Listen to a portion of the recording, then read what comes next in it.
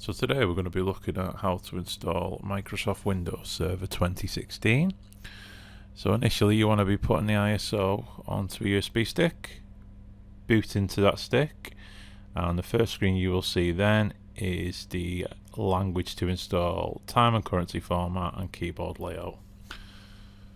So just choose the drop down. So the only change that I'm going to make here is change it to English United Kingdom, and then I'm going to click on next, and then I'm going to click on the install now button. This will kick off the setup. I'll just wait for that to initially start. So there's a choice of 4 operating systems. So you've got Server 2016 Standard, which is the first option, which is core. So that means there's no graphical user interface with Standard. The second one is Server 2016 Standard Desktop Experience. So this is the one with the graphics user interface. And then you've also got the third option is Data Center, which is a high-end operating system for server. So we're going to choose Server 2016 Standard Desktop Experience. We'll then get the end user license agreement. We just want to accept. Click next. So at this point we've got 2 options. We've got upgrade. So if you've got say Server 2012 R2 installed, you can upgrade, and we're going to select custom because we're doing a bare metal install.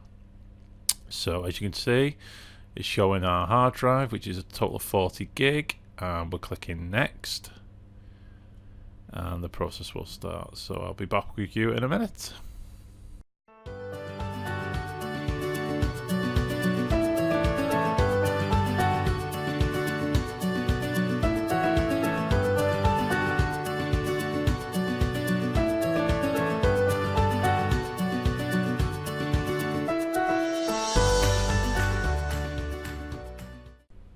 Welcome back, guys. As you can see, the installation is now completing, and it's actually asking for a restart. So we'll click restart now.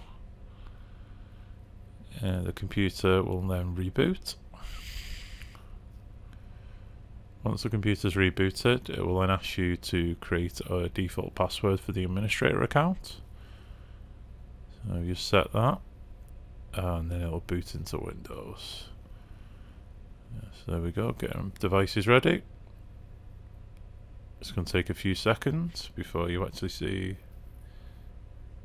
the admin screen. Make sure you do actually take the USB stick out as well, because you don't want it booting into the installation again. That's something that's happened to me a few times actually, but you do learn by your lessons. So here we go. So this is the default admin account. So if you set your password and then re-enter it, and then click finish, and there we go, finalizing settings, and that's it, all sorted. Just log in.